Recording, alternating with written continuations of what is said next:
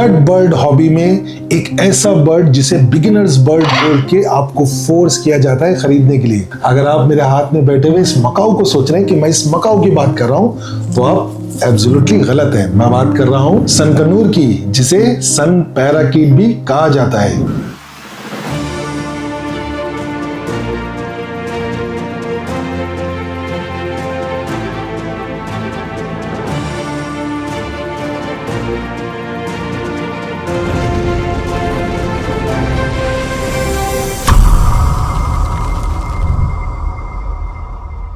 मेरा नाम है शेख तनवीर और आज की वीडियो में हम लोग बात करने वाले हैं सनकनूर के ओवरव्यू, इनकी diet, care, personality etcetera etcetera, और साथ में हम लोग बात करने वाले हैं किस तरीके से आपका एक गलत फैसला असर कर रहा है इस प्यारे बर्ड के ऊपर। सनकनूर या सन पैराकीट ज़्यादातर साउथ अमेरिकन रीजन में जो कंट्रीज आती है, ये वहाँ के नेटिव होते हैं।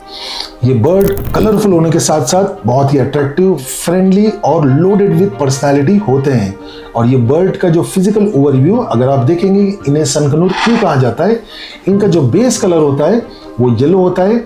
आंखों के आसपास इनके रेडिश जो ये आ रही है सर्कल आना स्टार्ट होता है। विंग्स के ऊपर ये बर्ड अभी तो फिलहाल 9 महीने का है।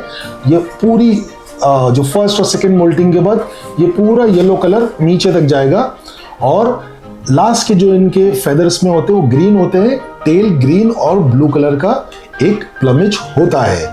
ये बर्ड कैप्टिविटी में 12 से 15 साल तक की उम्र इनकी होती है और इनकी हाइट 13 इंच तक की, हाइट इन द सेंस इनकी जो लेंथ होती है फ्रॉम बीक टू टेल, ये अचीव कर लेते हैं। साथ साथ में इनकी जो डाइटरी रिक्वायरमेंट्स होती है वो बहुत ज्यादा वैरायटी वाली होती है। सी, जापान में कहावत होती है, you eat it from your eyes, मतलब आप आंखों से पहले खाते हैं। तो इनको हर वैरायटी के seeds, pellets, fruits, berries, nuts वगैरह काफी पसंद आते हैं। रही बात इनकी इंक्लोजर की, इनका जो एक आइडियल सेटअप जो केज होना चाहिए वो 3x3x2 यानी 3 फीट की हाइट, 3 फीट की लेंथ और मिनिमम 2 फीट की आपको डेप्थ रखना जरूरी है। मगर मैं हमेशा कहता हूं कि बिगर द बेटर, जितना बड़ा आप इनके लिए केज लेंगे उनके लिए ये बेहतर होता है। इनकी जो ब्रीडिंग का जो एज आती है वो 1.5 से 2 साल में ब्रीडिंग की इनकी एज आ जाती है। मगर इनकी 2 बातों का ध्यान रखना काफी आपको ध्यान में रखने की जरूरत है। नंबर 1,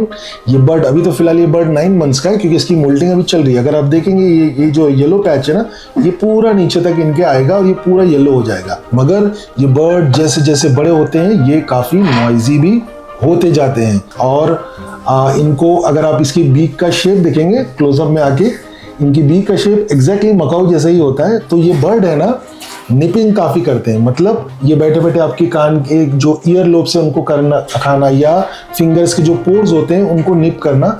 तो अगर आपके घर में छोटे बच्चे हैं so it might be harmful for them. अब बात करें इनकी हाइब्रिड और म्यूटेशन की। देखिए, आगे बढ़ने से पहले आपको ये बात जानना बहुत जरूरी है कि हाइब्रिड और म्यूटेशन होती क्या है।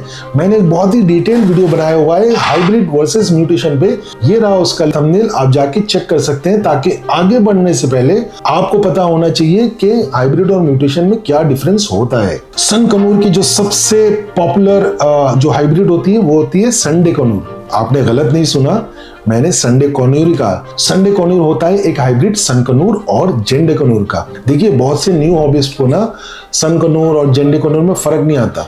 सबसे जो टिपिकल इनका जो आइडेंटिफिकेशन मार्क होता है सनकनूर का, जो ये आप देख रहे पार्ट, ये विंग्स और शोल्डर का पार्ट, यहाँ येलो के पैचेस आते हैं। जबकि एक जेंडे कनूर जो एक फोटोग्राफ में आप देख सकते हैं, वो उसके विंग्स और या शोल्डर पर कभी भी ग्रीन का पैच नहीं आता है। तो संडे कनूर होता है इनकी सबसे कॉमन हाइब्रिड्स। अब आप पूछेंगे, जब एक सनकनूर और जेंडे कनूर को डिफरेंशिएट करना मुश्किल होता है तो सनकनूर और संडे कनूर में डिफरेंशिएट कैसे किया जाए। देखिए, ये बर्ड, ये दोनों में डिफरेंशिएट करना बहुत सारे हॉबीज तो छोड़ो, ट्रेडर्स लोगों को भी पता नहीं होता कि एक संडे कनूर और सन कनूर में किस तरीके से डिफरेंशिएट किया जाए। क्योंकि जब ये चिक होते हैं अप टू 7 मंथ्स, ये आइडेंटिकल लगते हैं दोनों। मगर जब इनकी फर्स्ट मोल्टिंग होती है, सन कनूर का ये पैच जो आप देख रहे हैं, ये ज्यादातर यहाँ पर येलो येलो पैच आ जाता है। ये पूरा आप देखेंगे ग्रीन, येलो और यहाँ रेडिश। संडे कनूर जो रहता है इनका ये येलो पैच इतना ज्यादा नहीं आता और उसका जो बेस कलर रहता है वो ग्रीनिश ज्यादा होता है। इसका बेस कलर आप देखेंगे आगे और पीछे से वो येलोइश ज्यादा है। ग्रीन के पार्ट तो है मगर संडे कनूर के अंदर ग्रीन का बेस कलर ज्यादा होता है एज कम्पेयर टू सन कनूर। और अगर हम बात करें इनके म्यूटेशन की, इस बर्ड का जो सबसे पॉपुलर और सबसे एक्सपेंसिव भी बोलूंगा इनका म्यूटेशन आता है वो होता है रेड फैक्टर सन कनूर।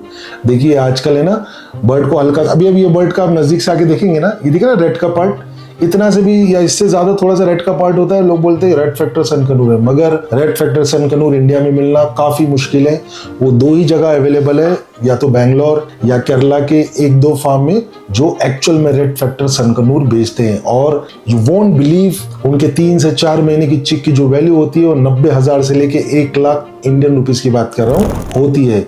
मगर अगेन रेड फैक्टर सन कनूर जो म्यूटेशन होती है वो जेनेटिकली थोड़ी सी वीक होती है और उसके अंदर हेल्थ इशू भी काफ़ी होते हैं और बहुत सारे एक्चुअल रेड फैक्टर सन कनूर अपनी अडल्टहुड यानी ब्रीडिंग की एज तक भी नहीं पहुंच पाते। इसी वजह से ये बर्ड काफ़ी एक्सपेंसिव होते हैं। I am talking about actual red factor sun कनूर। चलिए मैं आपसे एक सवाल पूछता हूँ, क्या एक पेट बर्ड खरीदते वक्त प्राइस ही एक डिसाइडिंग फैक्टर होना चाहिए? आप में से बहुत से लोगों का जवाब शायद हाँ होगा, क्योंकि इंडिया और इंडिया जैसी नेबरिंग कंट्रीज जैसे पाकिस्तान, बांग्लादेश, मालदीव्स, ये हॉबी अभी अपनी रफ्तार पकड़ रही है, ये हॉबी तेजी से आगे बढ़ रही है। तो बहुत से लोग इतना ज्यादा एक्सपेरिमेंट नहीं करना चाहते और प्राइस उनके लिए बहुत बड़ा डिसाइडिंग फैक्टर होता है। आई एग्री, बट इसी वजह से ये बर्ड एक खतरनाक सर्कल में फंस चुका है। ये bird high in supply but low in genetics, low in quality and low in health के एक बुरे चक्कर में फंस चुका है। वो कैसे, आइए मैं आपको समझाता हूँ। देखिए जैसा कि मैंने पहले बताया, इन बर्ड्स को ब्रीड करना काफी आसान होता है और पहले बहुत सारे न्यू हॉबीज जिन्होंने इस बर्ड के बारे में सही से रिसर्च नहीं करी कि इसकी पर्सनैलिटी क्या क्या होती है, जिसके अंदर नॉइज, निपिंग सब कुछ होती है, तो वो लोगों ने बर्ड ले लिए। बर्ड बड़े हो गए, बर्ड ने नॉइज करना स्टार्ट करा, निपिंग करना स्टार्ट किया, तो ये बर्ड इवेंचुअली हो गए केज्ड बर्ड। मतलब इस बर्ड्स को केज में रखना लोगों ने स्टार्ट कर दिया और जैसे 1.5 साल 2 साल की हुए इनकी ब्रीड होना स्टार्ट हो गई। और ये इंडिया के कोने कोने में, दिल्ली, यूपी, मध्य प्रदेश, गुजरात, हर जगह आसानी से ब्रीड, सारे हॉबीज लोग ने आसानी से ब्रीड कर लिए घरों में रखकर। मैंने तो यहाँ तक देखा है लोगों ने पानी की टंकी के बाजू केज लगा दिया, वहां ब्रीड करवा रहे। तो ये काफी ज्यादा ब्रीड होने लगे। और इकोनॉमिक्स का एक सिंपल सा लॉ है, law of demand and supply, जिसका मतलब अगर कोई भी चीज की सप्लाई ज्यादा होगी तो उसकी डिमांड कम होगी और सप्लाई कम होगी तो डिमांड ज्यादा होगी। और इसी वजह से इस बर्ड की सप्लाई काफी ज्यादा हो गई और डिमांड कम हो गई, और डिमांड कम तो प्राइसेस भी कम। आप यकीन नहीं मानेंगे, 3-4 साल पहले ये बर्ड की जो चिक्स मिलते थे 3 से 4 महीने के, वो 9 से 10 हजार रुपए के मिलते थे। आज ये बर्ड के जो चिक्स, हैंड फीडिंग चिक्स या 3-4 महीने की चिक्स है, वो 2.5 से 3 हजार रुपए तक के भी मिलते हैं। अब आप सोचेंगे प्राइजेस कम है तो अच्छी बात है ना, प्राइजेस इसके कम है तो ज्यादा से ज्यादा लोग ले सकते हैं। नहीं, ना, नो। मैं ये बात इसीलिए बता रहा हूँ, ब्रीडिंग एक साइंटिफिक प्रोसेस होता है जिसके अंदर काफ़ी सारी चीज़ों का ध्यान रखना पड़ता है। जैसे इनकी एज क्या होगी, इनकी ब्लड लाइन, एक क्लच के बाद मेल फीमेल को सेपरेट करना है या नहीं करना है, फीमेल और मेल को रिकवर करने के लिए क्या क्या फीड कराना है। तो ये जितने भी न्यू हॉबीज थे उनको इस बारे में ज़्यादा नॉलेज नहीं थी। तो इसका सबसे बड़ा असर पड़ा इनकी क्वालिटी के ऊपर और इनकी जेनेटिक्स के ऊपर। यानी ये बर्ड जेनेटिकली और हेल्थ वाइज ये काफ़ी कमज़ोर होते गए और इसी वजह से इन बर्ड्स में काफ़ी बीमारियां भी देखने मिली है और इनका मॉर्टेलिटी रेट यानी इनकी जो डेथ की रेट भी काफ़ी ज़्यादा होने लगी है। मेरा ये वीडियो बनाने का मकसद आपको इस बर्ड से डिस्करेज करना बिल्कुल नहीं है, बल्कि ये बताना था कि इस बर्ड की करंट सिचुएशन क्या चल रही है।